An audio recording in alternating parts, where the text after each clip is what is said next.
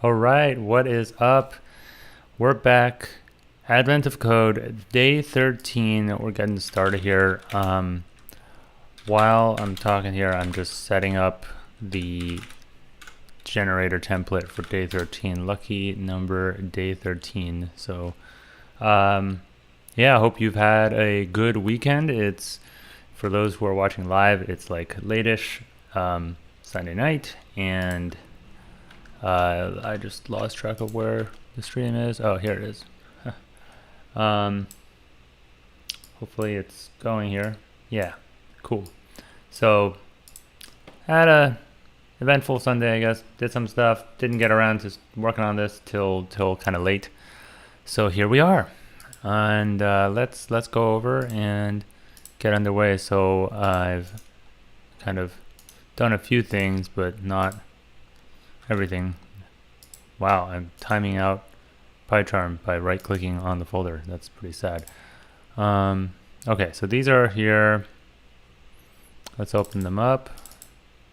Do our usual kind of protocol of cleaning up some things. Day 12 was interesting, though, I gotta say. You know, it was a bit of work, but happy that it all kind of worked.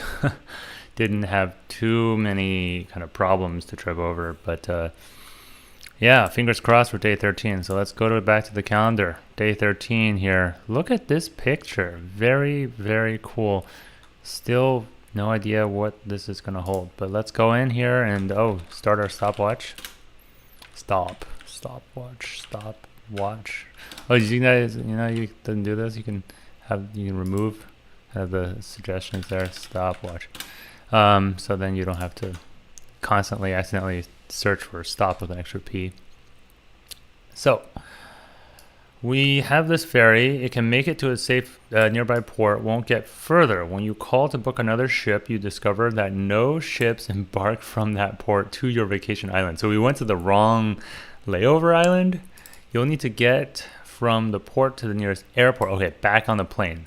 Fortunately, a shuttle bus service is available to bring you from the seaport to the airport. Each bus has an ID number that also indicates how often the bus leaves for the airport. So every X number of times, I'm guessing, based on a timestamp that measures the number of minutes since a reference point in the past. After that, so every bus leaves at time 0. Then each bus travels to the airport, various other locations, and returns to the seaport and repeats this journey forever. The time this loop takes is its ID number is also the time. So ID 5 departs from the seaport at timestamps 5, 10, 15. If you are there when the bus departs, you can ride that bus to the airport. So that's a nice little modulo problem. Your notes consist of just 2 lines. The first line is your estimate. Earliest timestamp you could depart on a bus. Second line lists the bus IDs that are in service according to the shuttle companies. Entries that show X must be out of service, so you decide to ignore them. You save time once you arrive. To save time, your goal is to figure out the earliest bus you can take to the airport. There will be exactly one such bus, so that's useful. Here, the earliest timestamp you could depart is 9:39. So not 9 o'clock and 39 minutes, but 939 timestamps. And the bus IDs in service are these. Near timestamp 9:39, these bus IDs depart at the times marked D. So the nearest you could take is bus ID 59 here. This doesn't depart until 9:44, so you would need to wait 5 minutes before it departs. Multiplying the bus ID number by the time, the minutes. All right. So I think this is doable. Some X's in our inputs. Not a huge fan of that, but not a problem. Let's grab our sample, the input here. That is a really high starting point, and we have a lot of X's. So that's cool. I am inclined to remove all the X commas. I think I'm going to make a custom util just because Well, actually, it's going to grab this whole line, so that's fine, I guess. I don't know. I feel like it'll be easier to just do this manually. That's my gut reaction. So let's go for that. File name equals this, and we'll also have our non-small version here that we can bring in when the time comes. And we'll do, well, there's only 2 lines. So actually, you know what? Forget that, what I just said. I'm going to take it back and do it the old school way, because we know we have 2 lines. So lines at 0 is our timestamp. So this is our start time, and we're just going to convert that to an integer. And then lines at 1 is our schedule, right? Schedule string. And I want to, let's take this, and I want to remove all instances of x comma. And I don't necessarily remember exactly what that would look like in terms of, does it remove? Okay, let's start with the fact that it does not have remove. What is it that a string has again? Delete? It's not delete. Find, that would work. Count. Oh, we could split. That'd be a cheap way to do it. What else we got? R find, R partition, starts with swap, translate. Oh, translate is that thing that we saw with the, yes, oh, that was crazy. What was it? Oh, yes. So what if we split on, I saw an example of this on, when somebody was splitting, oh, so they split on contains for the bags one. They were like, they split it on contains. I was like, that is clever. Split, not contains. Okay. So then for each one that we find, we can just grab the numbers. That's still a bit of a mess, actually. I'd like to join that then. Let's join all of this back up again. All right, and now we have a comma separated list of numbers, which we can then split on comma. And now we have something closer to what we need. Yeah, split on comma, and then let's do that thing where they map int onto this whole thing. Right. And then turn that into a list. Nope, not that. List, manually. List, map. Haha! So this is how people do it, huh? This is how they make these crazy expressions that make no sense and cannot be read by anyone other than the author. So I apologize. I apologize in advance for that. So this whole thing, this original string, is actually lines at 1. But hey, at least I talked through it, right? Counts for something. So this is our actual schedule. Great. I want to see that. Make sure that worked. Looking good. There it is. And we've got our start time. We've got our schedule. And I mean, at this point, I'm pretty sure it's just a modulo problem. You just take, assuming I'm thinking about this clearly, 939 modulo each of these things, and in this particular case, it's modulo 59 has the smallest remainder. 939 modulo 59, I'm expecting that to be 5, or not, 59 minus 54 is 5, so, is it? That's weird, actually, because, oh, it departs. It has a perfect, its modulo equals 0 at 944. Interesting. So it's dividing it by every 59 minutes. And it's saying it's 54 Okay, so then it's like the subtraction of this number from its nearest one, something like that. Let's try 945. Let's try mod 7. So not mod 7, mod 7. 7? Just 7? It says 1. And it's like 7 minus 1 is 6. And it's going to be 6 minutes after 939 that it's going to go at 945. It's 6. All right. I think that plays. So then we can say for time in schedule, start time mod. I'm just basically transcribing what we have in the console down there. Whatever the schedule, the S, right, or time, depart time is, and we get a number, and we want to subtract the time that we're modding, time, minus, so that's this 59 minus this 54, and whatever the smallest one is out of those is our winner. So we can call this like departs in, and we'll just, doesn't really matter what we set this to at the beginning because it'll get overwritten immediately, but I'll say -1 just to, you know, be able to spot the bug should that arise. And then that should give us departs in, which we want the least departs in. Oh, that's the problem. We want a departs in that is, yeah, closest to, then we need this to be large.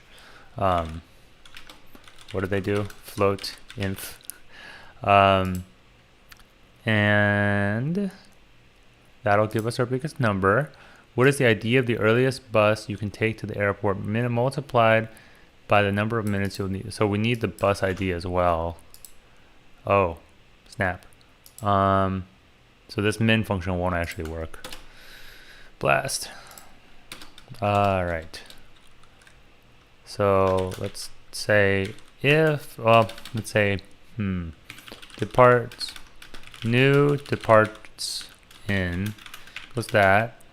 If departs in, if the old one, if the new one, let's just say, if the new one is smaller than the old one, then we're going to assign the new one in. So the new departs in, the old departs in is now the new departs in. And we're going to save the bus ID, which is the time variable here. So we'll say bus ID equals time, which looks weird, but is okay. All right, so that's pretty much it. Return, let's return, what do we say? Bus ID. We want departs in, bus ID, and their product. I'm just doing all of them so I can see them all, though I suppose I should just do this to be proper.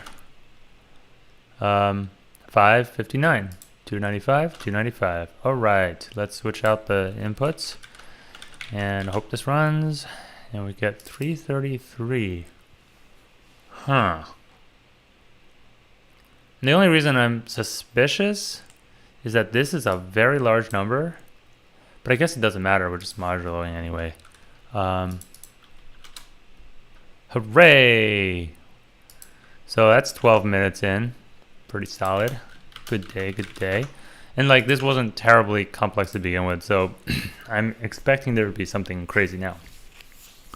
1 gold coin for anyone that can find the earliest timestamp, okay, such that the first bus ID departs at that time and each subsequent listed bus ID departs at that subsequent minute. The first line is no longer relevant. Yeah, no kidding. The X in the schedule means there are no constraints on what bus IDs must depart at that time. What? 1 gold. The earliest timestamp that the first bus ID departs at that time and each subsequent listed bus ID, okay, departs at that subsequent minute. This means you're looking for the earliest timestamp called T, such that bus 7 departs at T. 13 is 1 minute after T. No requirements on the departures at 2 or 3 minutes, but 59 departs 4 minutes after T. 31 departs 6 minutes after T. What? The only specific bus departures that matter are the listed IDs. These bus IDs can depart at other times, and other bus IDs can depart at those times. For example, because 19 must depart 7 minutes after the timestamp at which 7 departs, because it's 1, 2, 3, 4, 5, 6, 7 away on the list, bus 7 will always also be departing with bus ID 19 at 7 minutes after timestamp T. Those bus IDs can depart at other times, and other bus IDs can depart at those times. Oh, I see. So the only constraint is that 19 needs to leave 7 minutes after T. It doesn't care what else may or may not be leaving. That is a long time away. All right. Timestamp that. This is fine. The only requirement on that minute is that bus ID 19 departs then, and it does. Here are some other examples. All right, let's do some math. I'm thinking this has to do with, oh, wow. Yeah, with so many bus IDs, surely the actual earliest timestamp will be larger than a gajillion. All right, do the math, do the math. So we can't count them up. That's out. But essentially, if we set this up as algebra, you can see I still got my ship faces east-west notes from yesterday. We're basically saying that a bus that leaves every 7 minutes, I mean, the first one doesn't matter, straight up, it doesn't even matter. But it needs to leave at some time T. And, but it does have to leave at that time, so it is important. Modulo 7 equals 0. Right, so we can see that this number, mod 7, is indeed 0. It's divisible by 7. And 13 is the next number. So then we say t plus 1 mod 13 equals 0. And then it's like 1, and then 2, and then 3, and then 4. T plus 4 so I'll put it down here just for the spacing reasons. Mod 59 is 0. Okay. So when something is mod 0, it means that it's a multiple of that number. But these are different numbers. So this isn't like a straightforward least common factor situation. So this one is what, 2 more than t? T plus 2 mod 31 equals 0. And then there's one more. Did I write 4 instead of 5? Oh, there's 2 more, so it's like 6. Right? 31, 6, and then finally 7. Let's just, copy paste that down. 7 and 19. Okay. Yeah, so here's our list. And we have some x's here. We can just put some x's here to fill the space. Yeah, we'll leave that there. Then we can even denote this for consistency. So it's definitely not 7 times 13 times 59, like, right? 13 times, like that wouldn't make any sense, because this number would then be 59 times 31 times 19 would be some other number, not this number. This number is 1 million. But we want to find that number. So if we reverse this a little bit, right? If t plus 1 mod 13 is 0, then t mod 13 is 1, I want to say. Oh, 12. It's 12, isn't it? I bet you it's 12. It's 1. No, jeez. 13 is 12. Right, because like we saw before, it's the difference.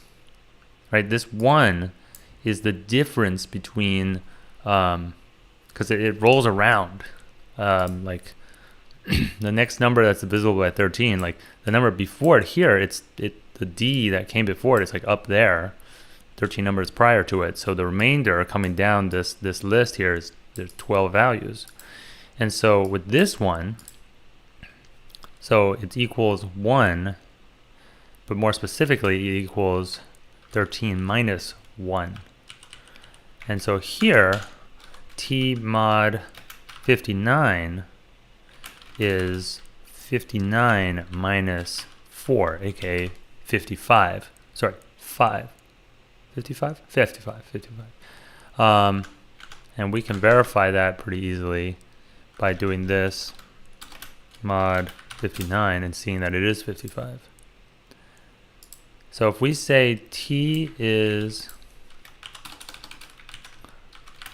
that, then I should be able to paste some of these statements in here. Yeah, so I'm pretty happy with this finding. This should get us most of the way there. I'll just continue. I'll just write out the last two examples here, and then we can code this up. Though I am thinking ahead in terms of like, how are we going to code this up exactly? Like I still haven't actually derived that number, so let's actually do that. How do we find t? Now that we know it has these remainders. We want a number which is, it's not that it's divisible by it, but that it's, see, I just don't remember enough of this modular arithmetic. But hopefully I can still reason through it.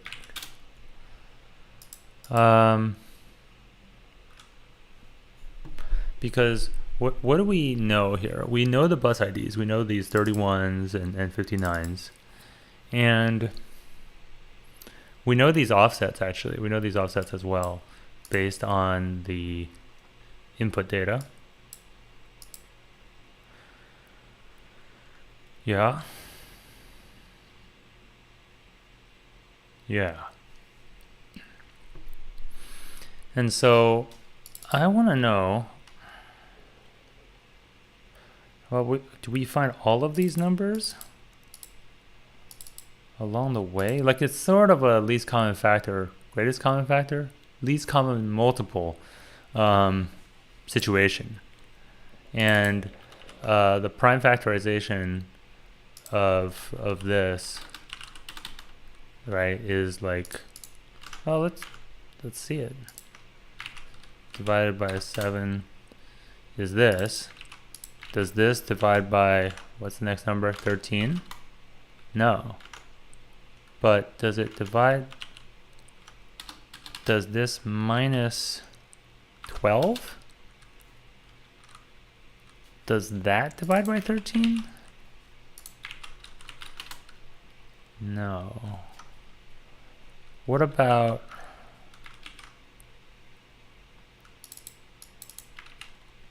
this minus 1? Sorry. I can minus 1.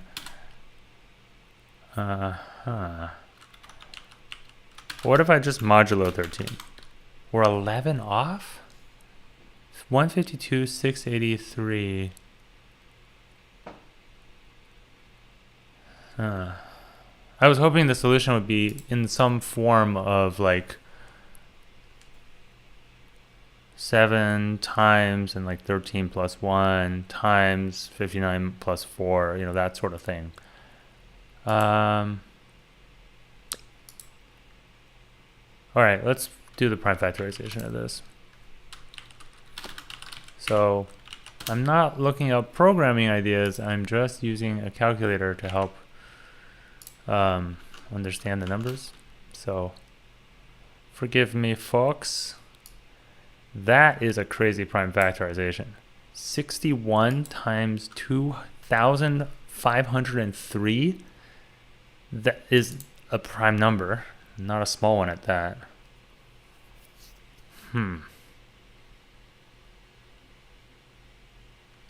So it's definitely 7. And that's a prime. What is going on?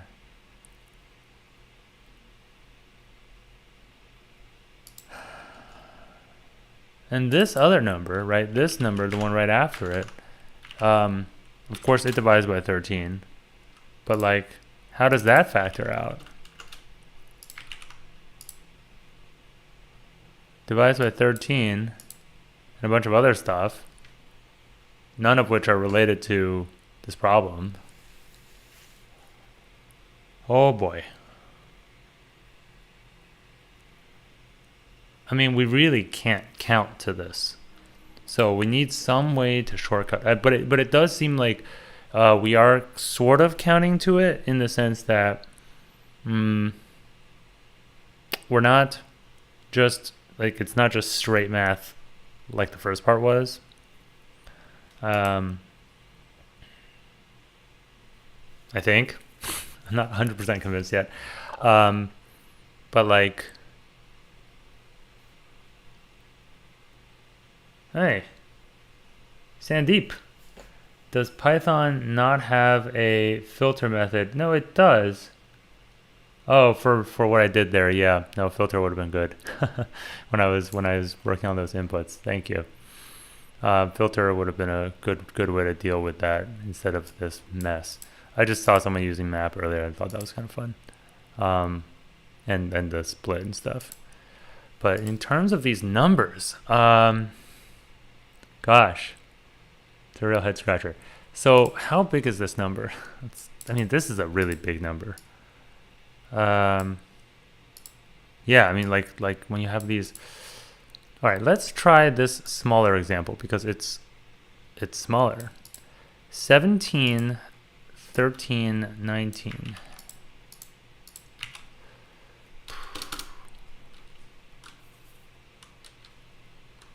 So based on what we have here, t modulo 17 is 0. So we know it's a multiple of 17. So we only have to check every 17 values. And I wonder if we could get away with checking every 19 values and then backtracking from there because it's like bigger than 17. Then we skip one. Then we have t plus 2 is mod 13. And t plus 3 mod 19. So if we check so t mod 19 is 19 minus 3. Is it 3 or 4? 3.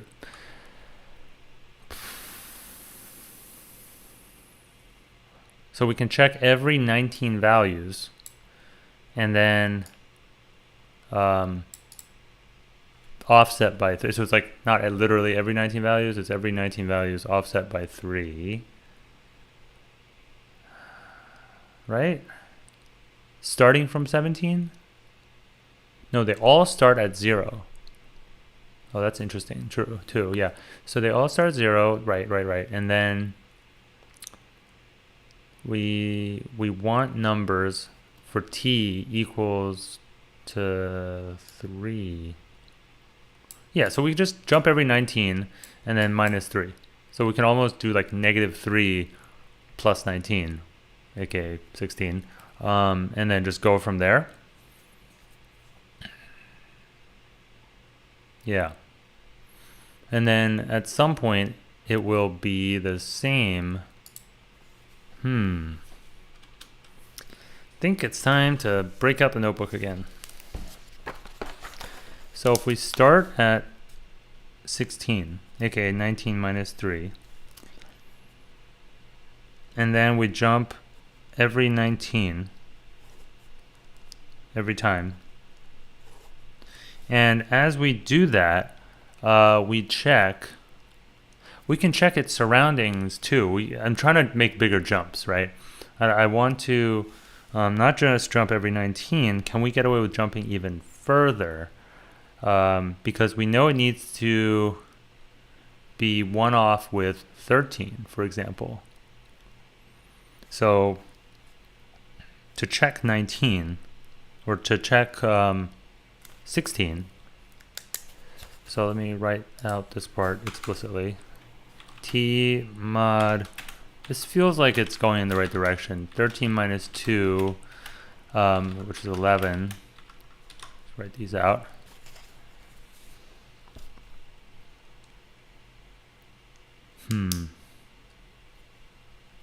So ultimately we want to end up with a t that's divisible by 17. And when we jump 19, so 19, man, not used to jumping by 19, 38 minus 3, 35. So we go to 35. And then we add another 19 to 54. And each time we're hoping that when you do mod 13, it gets to 11, right?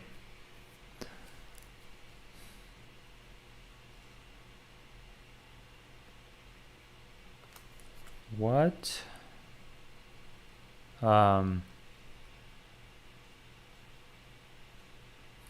thinking back to like how modulo is defined, right? It's the remainder after the division is over, and how we can, like, there are rules around modular arithmetic where you can combine some of these factors together, where you can be like, okay, if I have modulo 13 and modulo 19, then here's how they merge. Like if you do modulo something else, what do you do with the leftovers? So we may end up having to rederive that. Fair enough. 19, mod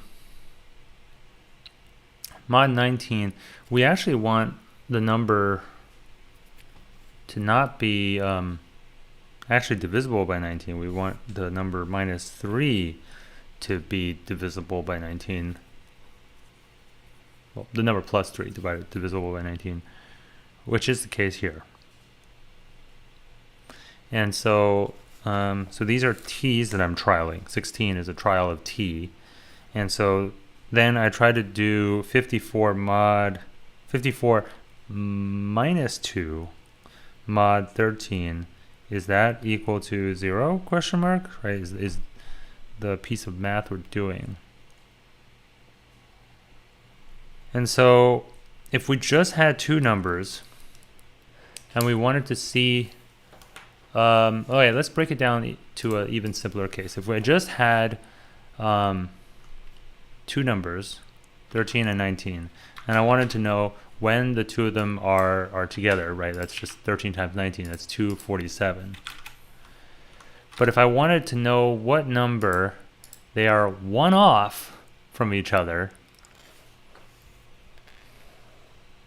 how would I go about doing that? Like, I'd have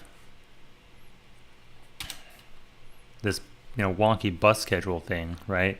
And I'd be checking these factors of 13 and 26 and 39, etc.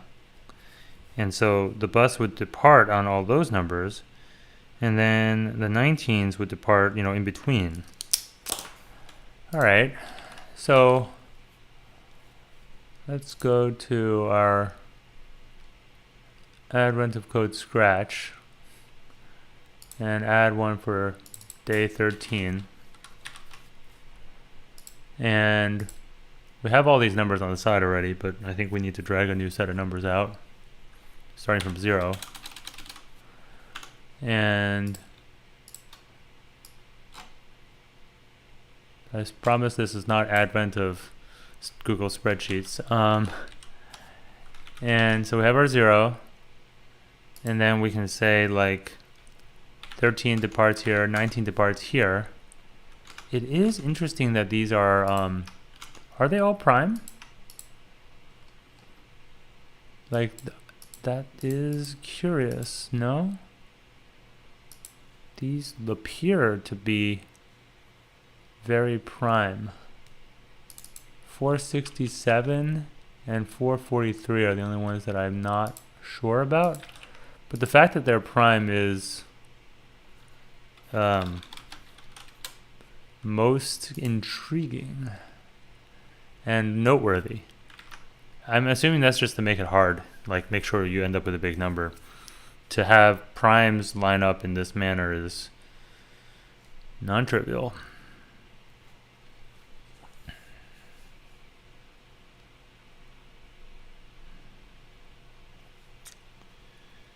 So then we have 13 and 19, right? And this is that the smallest example? We have 13, 19, and 17 combined. Yeah. Let's take another example. I just want to see some of these outcomes. 2, 17, 67, 331. 67 is the anchor, and there it is. But like everything else is just all over the place.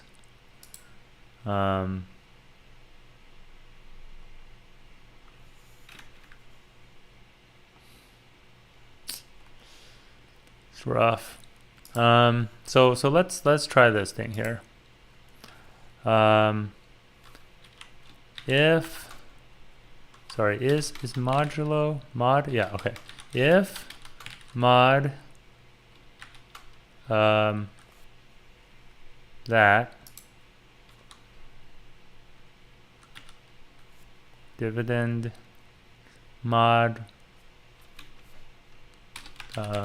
no, it's this. No, not like that. Dividend is this one. Okay, I'll just type it. It's fine. Alright, so this mod that value is true. I don't know. D. And if false, nothing. I think I need the D in quotes. For departure? No, they don't want D in quotes. Be that way. Oh my goodness. Oh, you're killing me here. Value if true. Oh, double quotes are different from single quotes in Excel. Much thanks. Value of true should be D. Oh, if mod this equals 0. Yeah. And I do want these to be right aligned. Thank you very much. And we're going to put this here.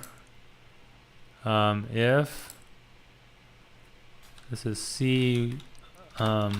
C1,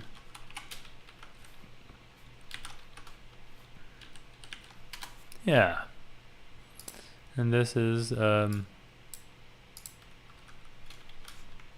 B1. Nice. Let's drag this up. Whoa.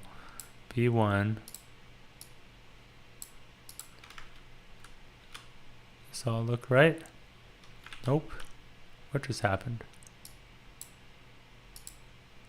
B21. Oh, not B21. A. Why did that make a... It's ridiculous. Alright, good. I guess it's not going to be for a while. Okay, something's not right. This side isn't doing anything. Not picking up its share of the work. Nice. Okay, now this side's not picking up its share of the work. Come on, share the load. Yeah. So, when do these two quote-unquote schedules line up such that this is immediately followed by that? It would be a number which is divisible by 13, but is the D would be here on 19. And so it would be divisible by 19 off by 1. It would be divisible by 18? No, it's a multiple of 19, but minus 1. So where a multiple of 19 is 1 greater than a multiple of 13, right? That's okay. That's by definition. How can we narrow that down though? So I'm gonna look at part 1 again, right? We found the earliest bus you could take after a certain time.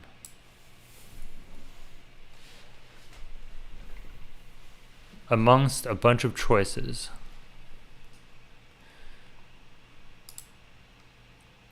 We went through and we concluded that this little operation here, where we took the scheduled start time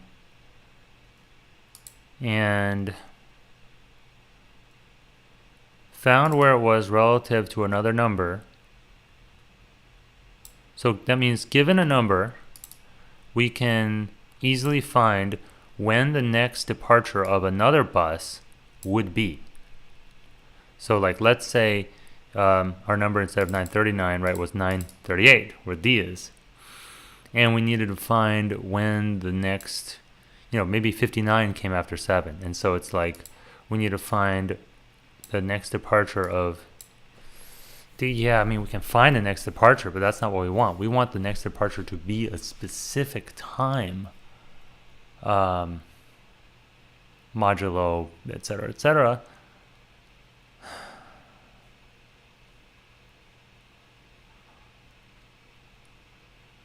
So we want a number whose number x, whose mod 13 is divisible by 13, and the same number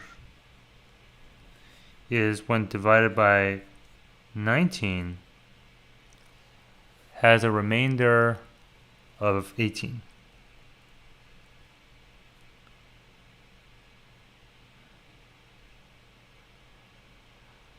All right, I think I need to try an even smaller scale experiment. Let's try like 2 and 3. Yeah, may as well. So again, this is not right at all. I want A2, comma, E1, enter. And maybe if I can lock in that column so I stop having that problem. A2 and F3. Maybe we should take away the column lock on this one then. All right. So something like that. Well, it kind of defeats the purpose that they're so close together. Okay, let's make this 5. So here, they're right after each other. So if we wanted a number whose, well, let's do 3 and 5. So now we have 9 and 10, right? So the number t is 9. And so it's like saying, x mod 3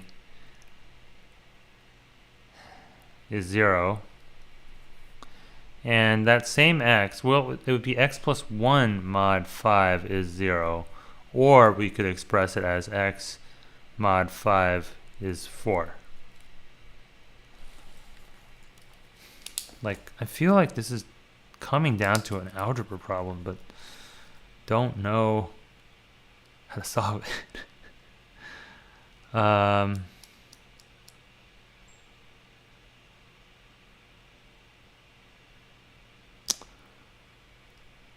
X mod 3 is 0.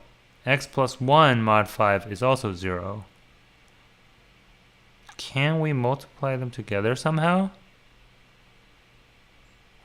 Or is there some relation around what x mod 15 or x mod 8 looks like? Well,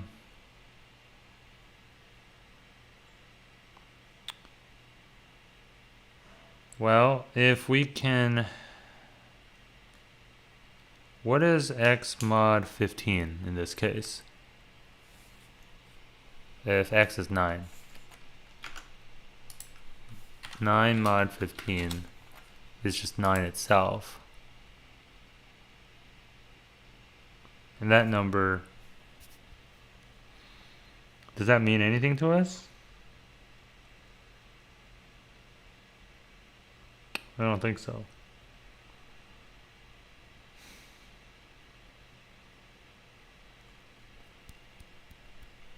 And I'm trying to think about how these rearrangements work too.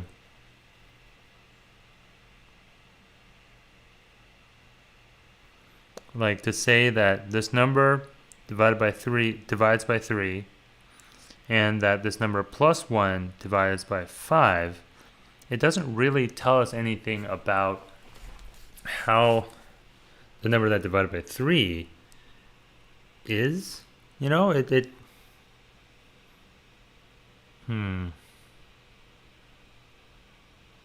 We know that when it divides by 5, it has a leftover of 4. And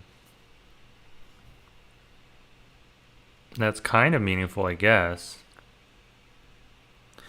But, like, how would we have arrived at an answer of 9 without just, like, trying the possibilities? That's the problem that I can't get my head around.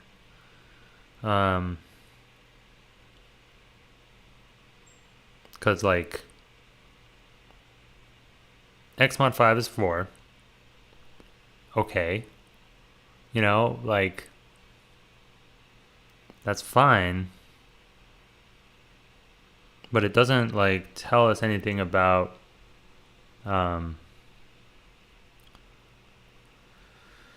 where the number kind of falls. One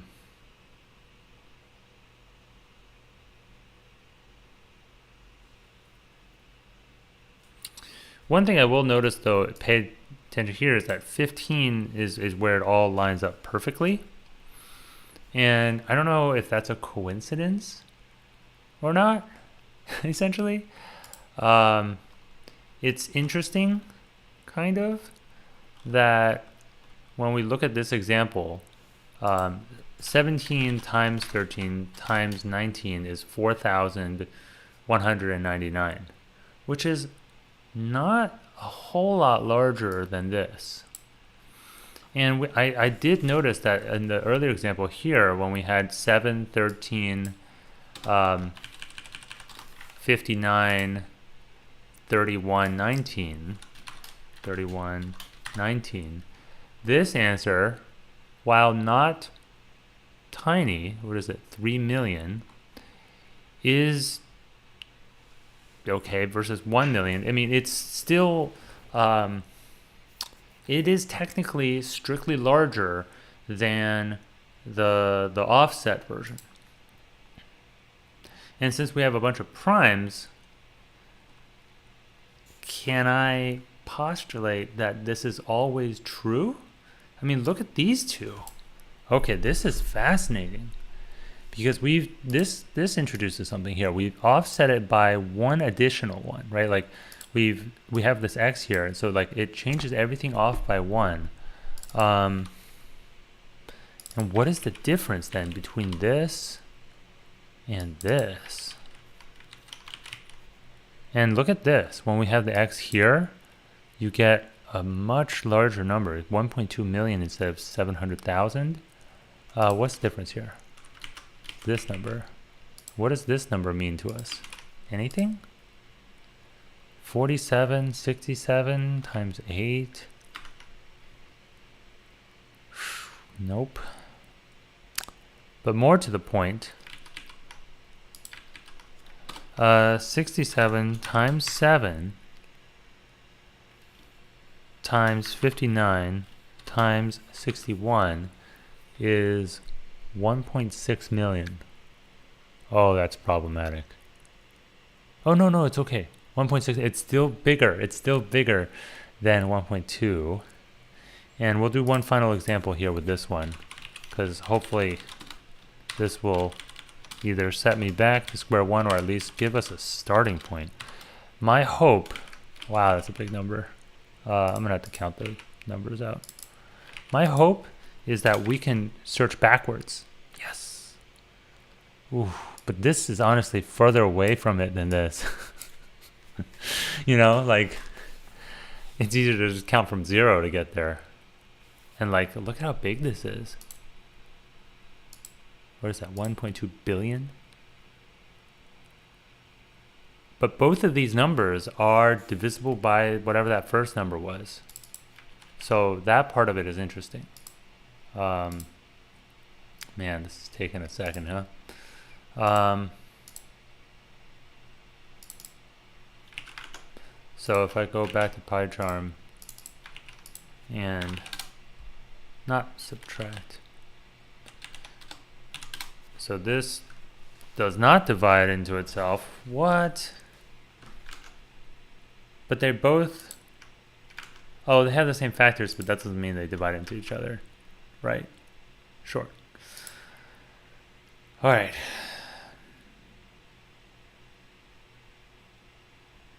So if we have our list,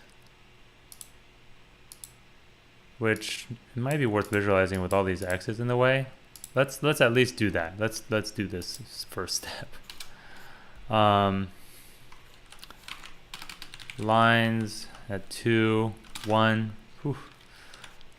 And so we can say for, and then we'll do lines dot split. Sure. Val in lines dot split on comma if value is x, we'll increment our little counter piece here. And our counter piece is kind of the offset, so we can call it our offset plus equals 1. And we can save this here. We'll start the offset at 0, I want to say. So we got our first offset is the first number, so it has no offset. So yeah, we're going to start at 0, and in our case it's 29, and so it's a number, and so we can say if value is what is it? Is num, I think is the function. Int value is string is numeric.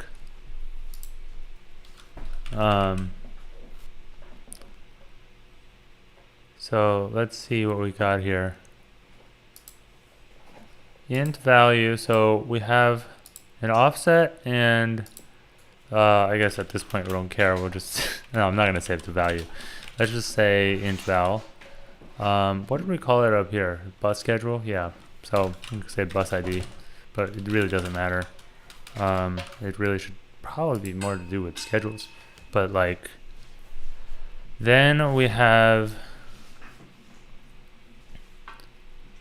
the T2 plus 2 divisors. So we have our bus schedule, we have our offset, and we have the time we're solving for.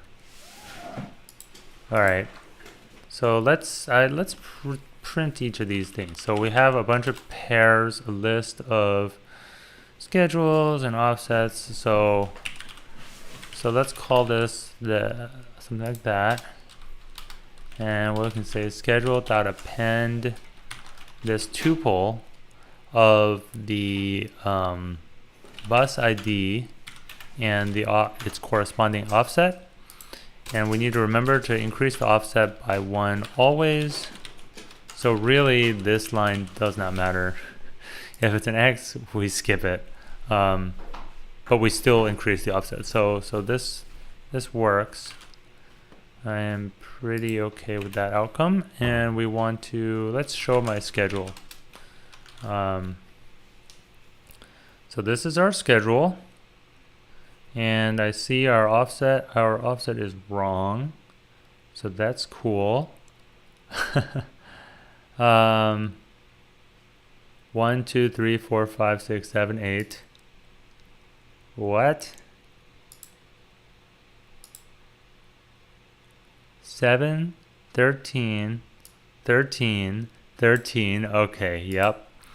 So we're only gonna put this in here if we actually have an offset to put in here. And 7, 13, 59, 31, and 19. So that is offset 7.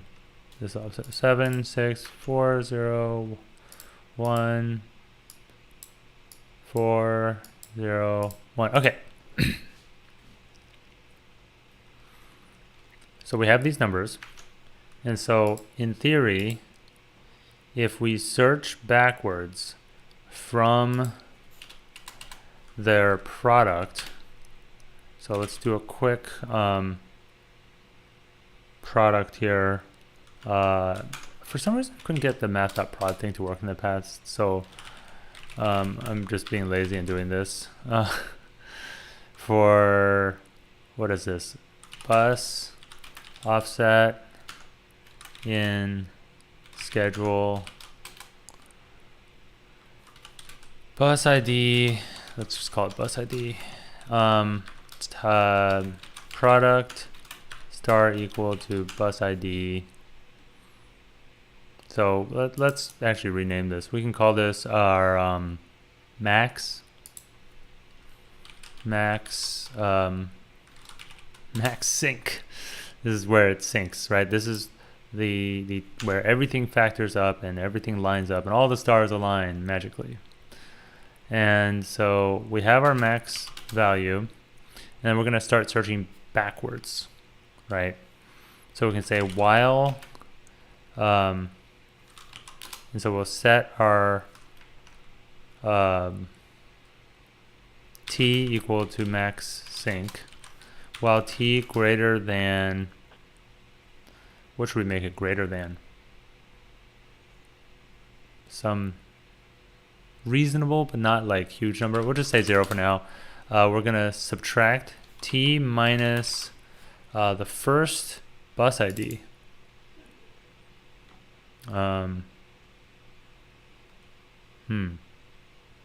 Maybe I should just have a list of bus IDs too. Oh, you know what? Let's make this a dictionary. I'm a silly. Schedule at bus ID is offset. Schedule at bus ID is offset. So then we can say for schedule dot items, and we get our key value, and we can do the thing. Let's print our max sync. And for thing equals that, then we can subtract. Oh, but there's no order. Oh, sorry. Just messed that up real bad, didn't I? Whew. Okay. So each time we do it, So I'll say this is our, what do you want to call it? Our first bus equals the first thing coming out of here turned into an int. That's 29 for the full data set. Yeah, turned into an int, the end. And we're going to subtract that first bus each time. Right. Now we need a little something to calculate the validity of a t. So def validate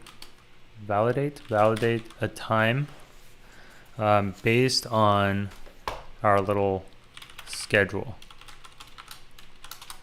And we're going to say that the schedule is valid if and only if at that time, as we saw here, time is divisible by the first thing in the schedule. So for each thing in the schedule, for actually exactly that line, for each thing in the schedule, the time plus the offset modulo bus ID equals 0. And anytime it doesn't, then we're up a creek, right? So if not that, then return false and return true. So we're going to aggressively return false with this kind of calculation because it'll short circuit the for loop. Good enough? And let's see. We're going to subtract off a first bus schedule worth of time, and we will call validate on it. If validate, then return t, right? What's the earliest timestamp? All bus parser match their positions on the list. Something like that. We're gonna update t though. So please hold while we do that.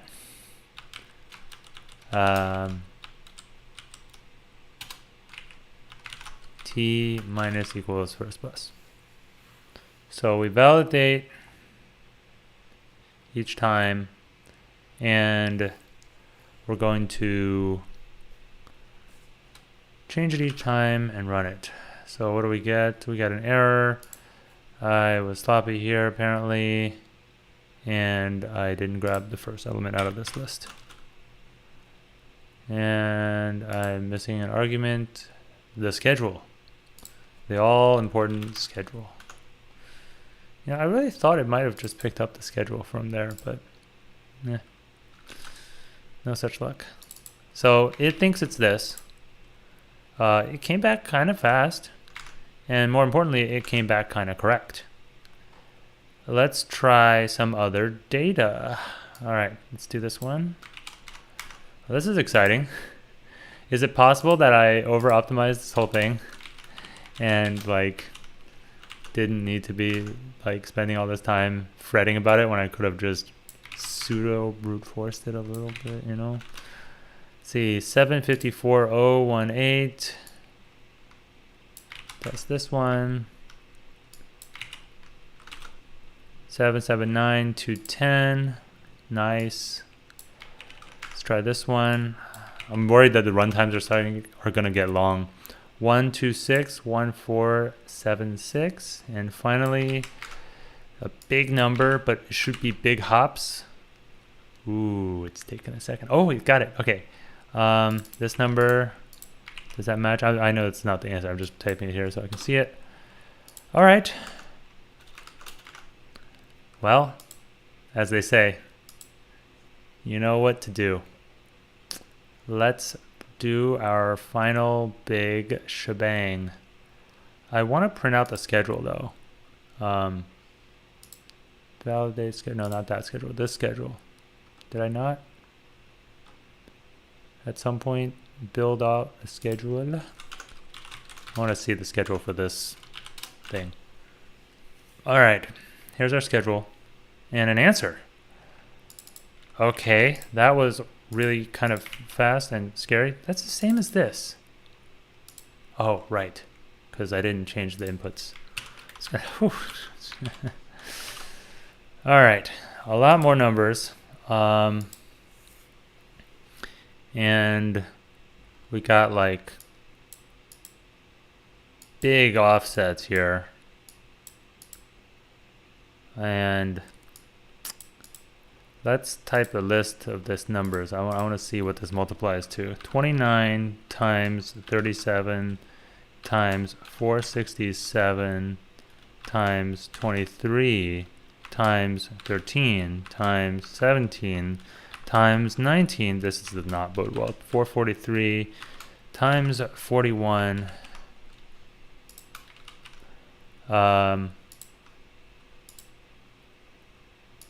I guess I'll just put it into Google and let the calculator run. Oh, wow. So that's big. Yeah.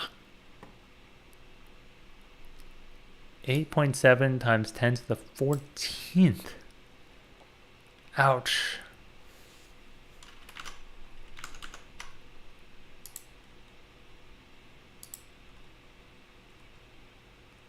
But how can we jump bigger intervals than so that's the next question, right?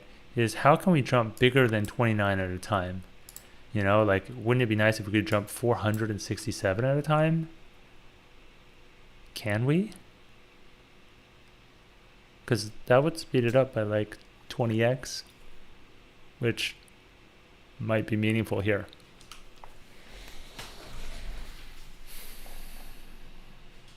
And is it coincidental that the offset here is 29, which makes it the same as having 0 offset? No, but the other numbers matter too. But more to the point, this number will be for sure divisible by 467 and by 29. It will also be divisible for sure by 37 and 23. Oh my goodness.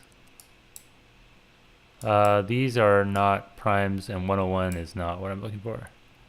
But, oh snap. This can't be coincidental, can it? And if it is, I'm lucky. Maybe not so lucky. We'll see if this is actually useful, right? So I'm thinking I should reduce by 29 times 37 times 23. 37.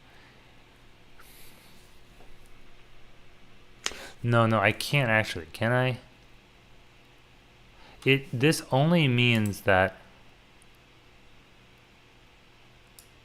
when 37 hits,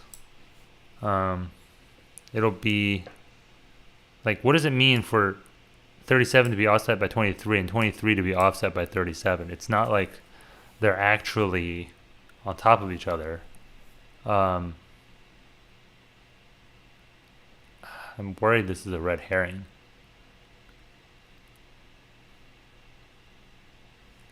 Like, if we run it through our little thing here, right?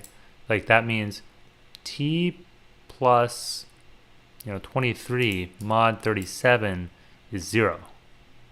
T plus 37 mod 23 is also 0. Huh.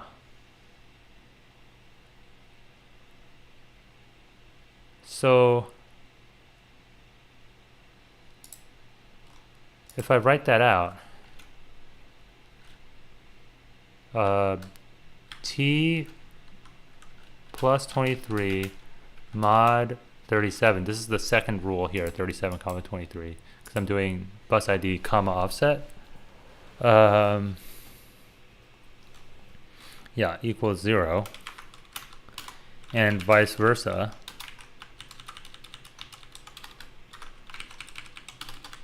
Like that.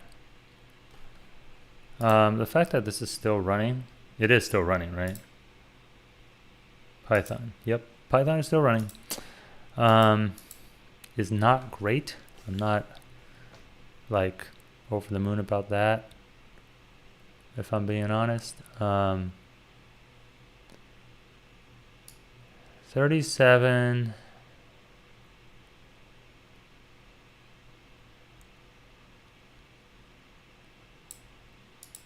$23.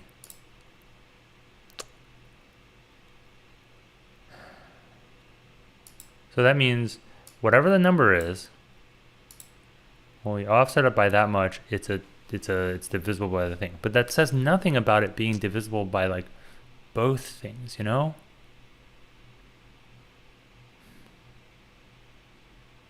But like it can't, like this brute forcing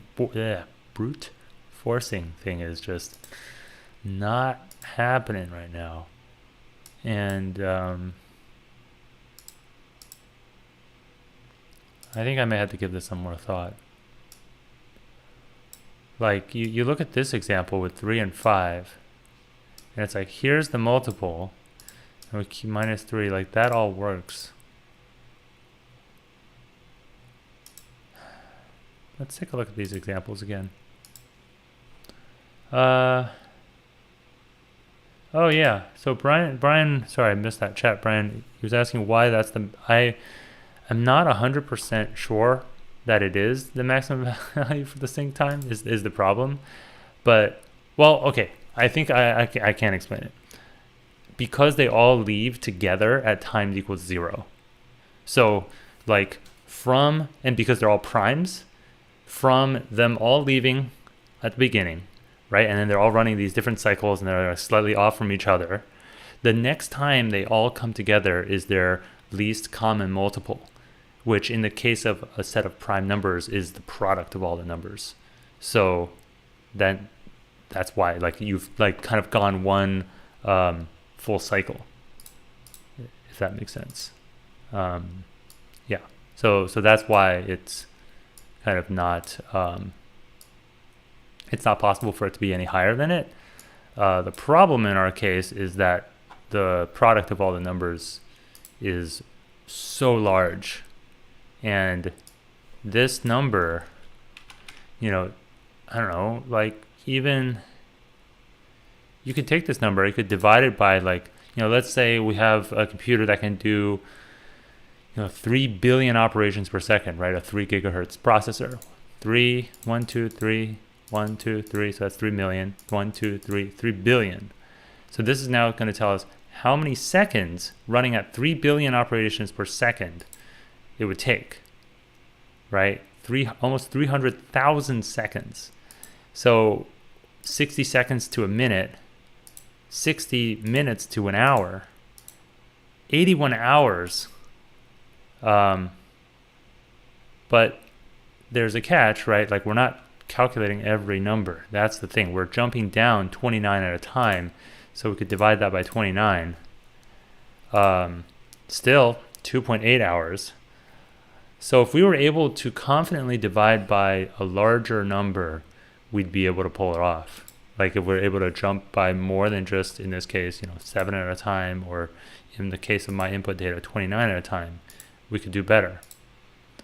And that's why I'm thinking if we can instead anchor on something other than, I'm going to multiply by 29 again to get that hours count back. If we can anchor on something other than the first number, it might improve our situation. So instead of dividing by 29, if we were able to divide by the biggest number in our input, 467, we'd get 0.71 hours, which while not super fast, is only 10 minutes. It's doable. Man. Because we know that the answer t, right, is an offset from a perfect multiple of all of these numbers, like eventually, right? And so we can, instead of checking based on the first number, we could check based on a different number. We could say, I know that this number, right, our final t, if I write it out in terms like we did before, t plus 29 is divisible by 467. So we can jump every 467 numbers, and then when we find the one that's divisible by 29, and we can add 29 to it and check it. And since that criteria has to be true, yeah, why not? And since in our particular case, we don't really care about, like, if I don't want to write a robust solution, right? I can write some code to find the biggest numbers. But in our case, I know the input is 467, so I can just put that there. And instead of t, right, I want to check that t, this t that I'm at, right, is now dropping 467 at a time instead of 29 at a time. So I still need so t minus 0 modulo 29 is still 0. And our schedule is still set based on 29. So the number I need to pass needs to be 29 less than the 467 kind of manual division I'm doing, this subtraction. So it's this first bus plus 29. No, not each time though, not each time. So crap. Minus plus 29. If I subtract 467, t plus. So I'm checking here if plus. Oh, it should be minus then. Minus. Pew. It's this directionality thing, right? So if I subtract 29 here, and then later I add the offset. In this case, it'll add 29, right, for the 467. It'll add 29 to the offset, and it'll check to see if it's divisible by 0, and it will, and we'll jump a lot faster. So let's cut that. I also want to capture just a sense of the speed that we're going here. So when this while loop runs, I'm going to have a counter and increment the counter. I know I'm adding operations to this loop, which I may come to regret. If counter mod 1,000, 1 million, let's do 10 million, print counter. And I also want to check where t is at, just to get a sense of our thing. Holy crap, that's going fast. Let's stop that. 10 million, 1 billion. So I'm going to 100x slow that down. Oh gosh, this happened last time too. I didn't set it equal to 0, so it's printing every time. Okay, let's return it back to 10 million. I was like, I'm pretty sure 10 million should be slow enough to keep it. All right, so here's our first print, 10 million into it. We are decreasing t, so that's good. Are we decreasing it by, like, these should be 10 million times 467, so like 4.6 billion apart. I really don't think this is optimal, but I just really don't know where this problem was headed. 467 times 10 million. Great. I I'm also a little concerned that I'm coming at it from the wrong direction. Like we saw with the big numbers, that like, what if convergence happens earlier and I'm coming at it from the other way, so it's going to take like, way longer than it should. So I'll let this run while I think about how to flip it around for us here. Instead of starting at the max sync number, we should start at 0.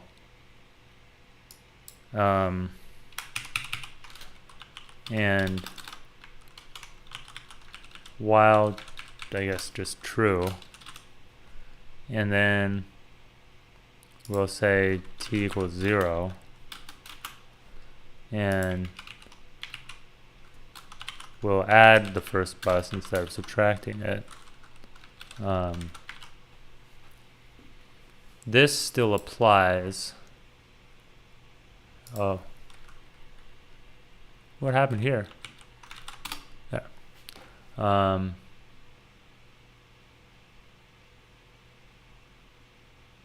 Because like Advent of Code said, surely our number is going to be really, really big. So how does this number stack up to, these other numbers? So it says it'll be larger than that, but like this is like 8x larger. I mean, I can even start my search here, right? And we know the number has to be divisible by 467 minus 29. Ooh, interesting. Right, so like t modulo 467 has to equal 467 minus 29. But really, it's just easier to do it this way. This mod 467 is 229. So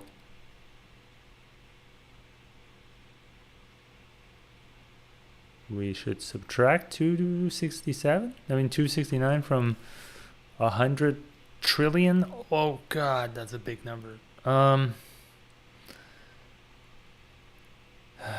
100 trillion.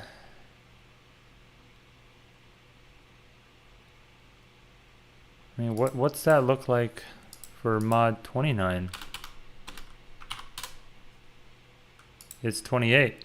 That's funny. So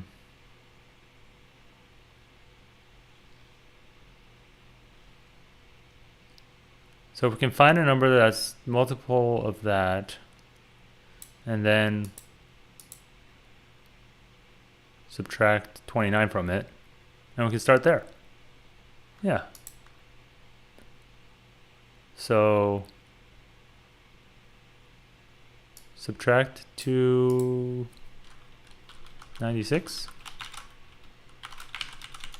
I don't want to have the answer be like 100 trillion and 1.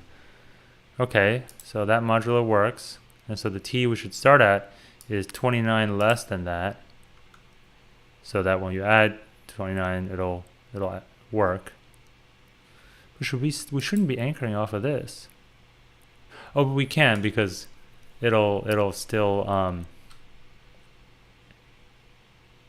can we? Oh, I keep going back and forth on this. This number is modulo 0, so then the t we want is 29 less than that. 29 less than that. But like this won't divide into 29. So it can't be a valid number. Ugh. Not loving that. So like I'm kind of worried that my methodology is off here. So 1,000,000,001 is divisible by 29. Fun fact. And so we can start at 1,000,000,001. And not the first bus, but here. And then we can increase that count. Oh, this is still going. Goodness. And we're at 500. Like, we're not even... Oh, right. We're counting down, though. But, like, it's so... Okay, I'm going to cut this. And 1,000,000,001. And then each time we're going to jump forward by 467 instead of jumping forward by 29. I mean, they're both prime. The final number has to be divisible by 29. But it also has to be divisible by 467 when you add another 29 to it. So why not just add 467s? Oh, because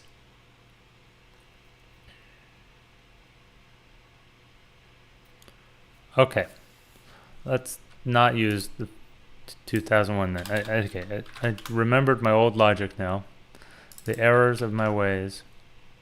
So that's 297. 297. But we had one more? What the heck? Oh, it's minus 297. Crapiola. 467 minus 297. 170. Alright, 170. 171. Okay. Opa. And so this number minus 467. And just as a fun fact, I assume this will not work. Good. So this should be a safe number to start from. And then each time we're going to go up by 467. But also subtract 29. Ostensibly. Because the t that we're trying to validate is 29 less than this perfect divisor of 467. Okay, I can convince myself of that.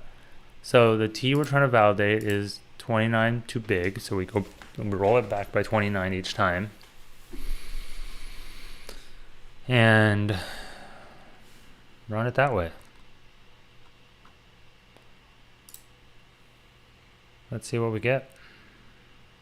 You know, the other time we did it, we skipped the first trillion or whatever. So, I mean, we like got 500 million into it. Like, we're working with 100 trillion plus. But like, look at that. We are already counting 1, 2, 3, 4, 5, 6, 7, 8, 9. Like, we've already counted, what is that? Hundreds of million, 14 billion. Am I seeing that right? Ooh, that's great. We're 14 billion. You know, after how long has it been? 20 seconds. We're at flying through 37 billion over our count. Like, this feels decent. Slightly concerned that we're still working with such large numbers, and it's kind of like one of these things where, do we really need to hold such large numbers in our like system, basically? Because the whole point of modular arithmetic is that it's circular, right? And that you don't need to have, but like, we do have to know the exact the exact value. So the best way I can think of doing this is through kind of this type of skipping forward. I really should have checked my work though with these, because like, if we get to a number and it's wrong, like, what are we gonna do? The other concern I have is that we're, you know, closing on 200 million iterations, which is whatever billion is 90 billion. But like with 100 trillion, I don't think I'm doing this right. I mean, that's really all I can say here. And it may be that this is one of those cases where it's just like there's knowledge missing in my modulo arithmetic. And so I'll have to kind of read up on this a little bit to really properly solve this. So I know it's unsatisfying, but the reality is these advent of code problems are not intended to be solved through running a modern language for a really, really long time. I mean, people are solving this on Raspberry Pis running like Fortran, right? And you know, nothing against Fortran, it's a very fast language, but like I think it would struggle to keep track of 100 trillion in its register, especially on a Raspberry Pi. But if you're doing modular arithmetic properly, you don't have to worry about that kind of stuff. And so that's what kind of concerns me, is that I'm not solving this in the right manner. Yeah. And yeah, there's like something fundamental about how these offsets kind of, you know, if I were to look at a big stretch of these, you know, you look at 13 and 9, for example, and you can kind of drag this. Oh, clearly this dragging thing is messing with me. 13 and 9, there we go. And it's like, where do they finally, you know, meet up in a way that is satisfying? But like we know 13 times 19 is 247. So that's as far as it can possibly go. And it may be that there's no point where they're exactly one off. So here's 247, as promised, they're lined up again. But like, hey, look, there it is. Jeez. It's always kind of close-ish to the previous thing, which is kind of funny. But like when I think about this, like it's like, imagine if these were like offset by 1, right? If I could take column C and just go and push it up by 1, everything would be honky-dory. But the thing is, 208 isn't divisible by 19. 209 is. And there's no like sameness to it, right? Like you can express this as t times t plus 1 times, you know, t, well, not directly times, right? It's like they're different values. So it's like t times some value is the same as not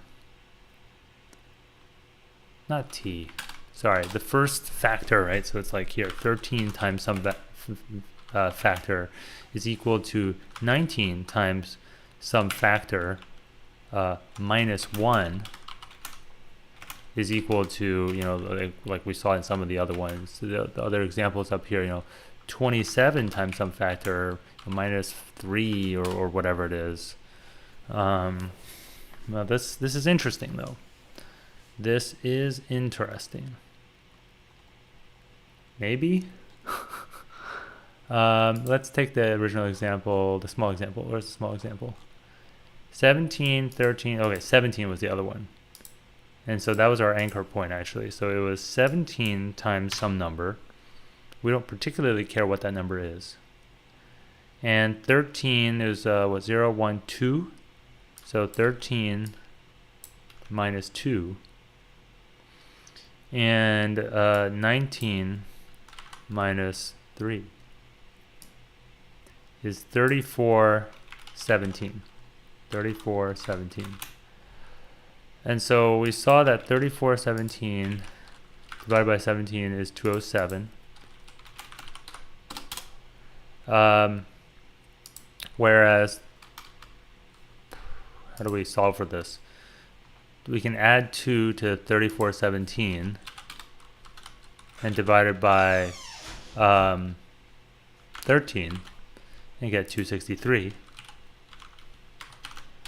And we can take, again, 3417, add 3 to it, and divide by 19 and get 180.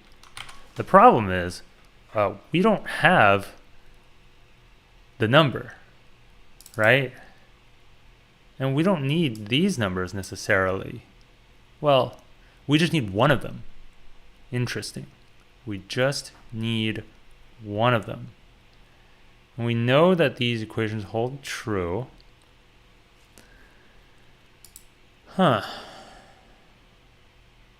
So if we're trying to find x, this,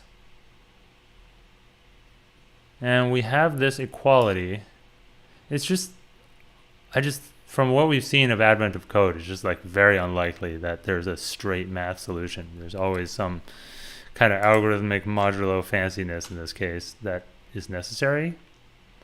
And frankly, this thing's been running for way too long. And the real problem, of course, is that these are primes. So like, what can you do? And I just really don't remember anything about modular arithmetic beyond like the very basic stuff around it being the, like, I know there's rules around how to basically do algebra with these, and you can like combine modulo expressions and things like that. So I think I'm gonna go look for that and call it a night here. I'll check back in tomorrow and see if I haven't at least made some headway in terms of research around just like modulo arithmetic stuff. I'm glad we got that first star kind of covered, but you know, as they say, sometimes it's just a tough day out, and you know, you gotta go and go and learn something, right? So we'll call that here. I'll say goodnight, and we'll see you tomorrow for what is hopefully the back half of day 13, but at least we'll get into day 14. Maybe I'll split the streams, depends on what I find about modular arithmetic. I'll just look up some like kind of core stuff about like, you know, modular arithmetic basics. Because yeah, I just got nothing. All right, thanks for watching. Until then, be safe, be well, and we'll see you tomorrow.